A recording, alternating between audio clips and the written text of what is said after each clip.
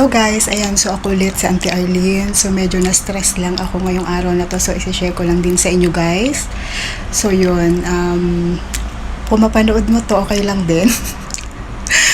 Kasi maglabas lang ako ng hinunain ko guys. Kasi meron ang galing sumayaw at ang ganda. Ganyan ang mga dugong Pilipino.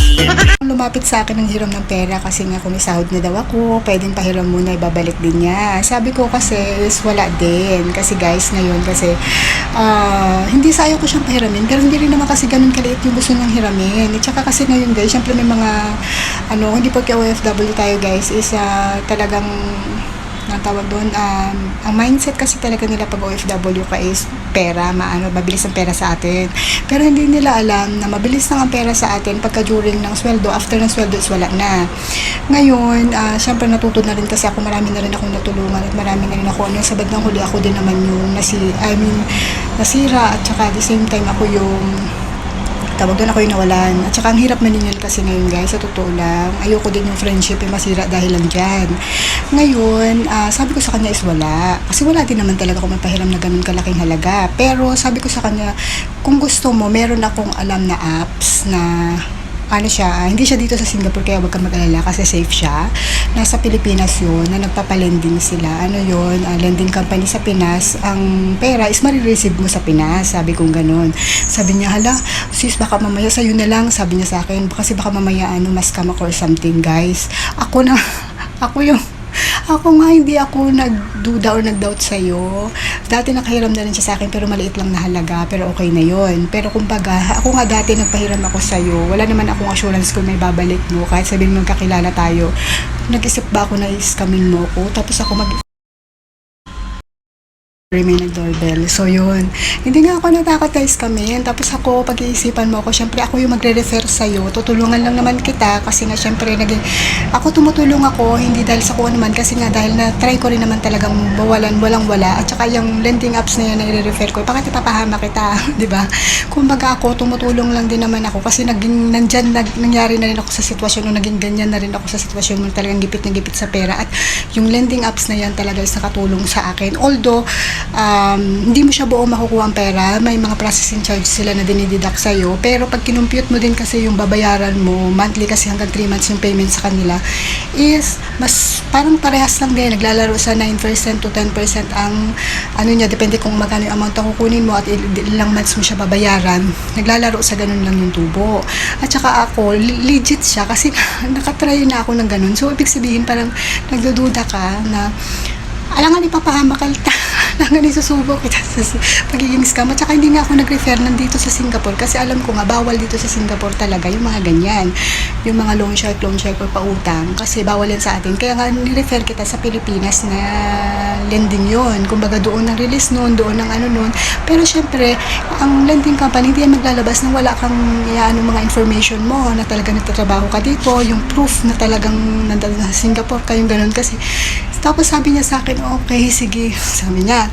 Tapos paano naman daw, magkano ang tubo, ganyan. Sabi ko sa kanya, ang first kasi nakuha is 30k, pero parang nasa 22 lang yung makukuha mo kasi yung mga processing, ganyan.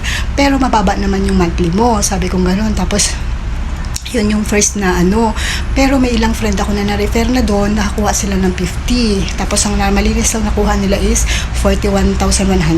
Within 3 months mo siya babayaran, 18 plus yung parang monthly. Ngayon, sabi ko ganun sa kanya, sabi niya, hala, bakit gano'n? Bakit pinakinakaltas agad? Bakit bla bla bla bla? Ang dami niya sinabi sa akin.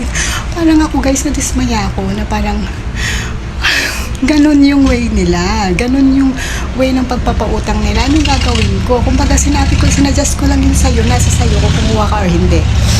Tapos ngayon, sabi ko ganun, legit siya kasi kahit nasa sa Hong Kong, yung friend ko, may friend siya na nangailangan ng pera, kahit nandito ako sa Singapore, na-refer ko siya sa Pinas, na doon sa lending na yun. Ito yung proof ko guys, hindi ako nagsisinungaling. May conversation kami ng friend ko na yung kaibigan niya nakapag-loan dyan sa lending company na yan sa Pinas kahit nasa Hong Kong siya. So yun, legit siya guys. Hindi ako gumagawa ng kwento or what.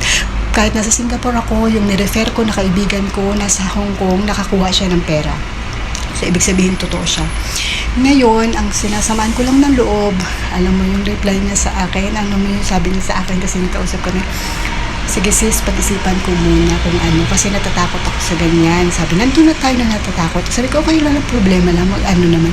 Tapos, ano niya kasi sa akin na parang, parang pakiramdam ko, or ako lang din talaga, siguro napaka-sensitive ko, na, ang tawag doon, parang may term kasi siya nung huli na hindi ko nagustuhan, hindi ko na ano sa inyo, pero, parang yung credibility ko din na nasagasaan.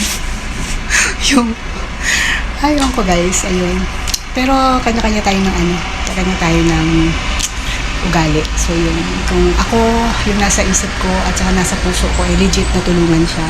Pero iba yung kanyang dating sa kanya. So yun, i-leave ko na lang yun. So kayo guys, kung may ano kayo, totoo yun, meron akong alam, pero hindi ko siya nire-refer at hindi ko rin siya pwedeng sabihin dito kasi nga, hindi naman ako involved sa company na yun, kaya hindi ko sila pinupush o hindi ko papangalanan kasi nga, labas ako sa kanila, hindi nila ako empleyado, hindi rin nila ako agent or something. Nagkataon lang na yung lending company na yun nasa Pinas is nakatulong sa akin at saka mabait sila, madaling kausap. At saka hindi sila yung ano, although yun nga lang, sa kanila is may grace period sila. For example, nga yung 30 kasi ngayon, hanggang doon yung due date mo, may binibigay silang 3 days na grace period, hanggang 3 days lang. After nun, nag-charge na sila ng late payment charge. So yun. Pero kung good payer ka na, walang problema. At saka maganda din dito sa ano na to, lending na to, na pag nabayaran mo yung first tulog mo, tapos gusto mo ulit mag-renew, pwede kang pa-renewin yun. Ganun. Hindi sila mahigpit. Kaya nga yung inaano ko sa kanya, na in case lang naman kasi siya naman lumapit sa akin, tanong ng pera, eh, wala naman talaga akong pahiram. So, sinadjust ko na baka sakali makatulong na din ako. Tapos, pero parang dismaya ako kasi ganun pala yung dating sa kanya. So, yun lang guys. Na-share ko lang. So, yun, next time ingat-ingat na lang tayo sa mga ayan, kung mapanood mo to, ayan. Sorry, pero hindi ako natuwa sa ano, sa naging reaction niya. So, yun lang. Bye-bye.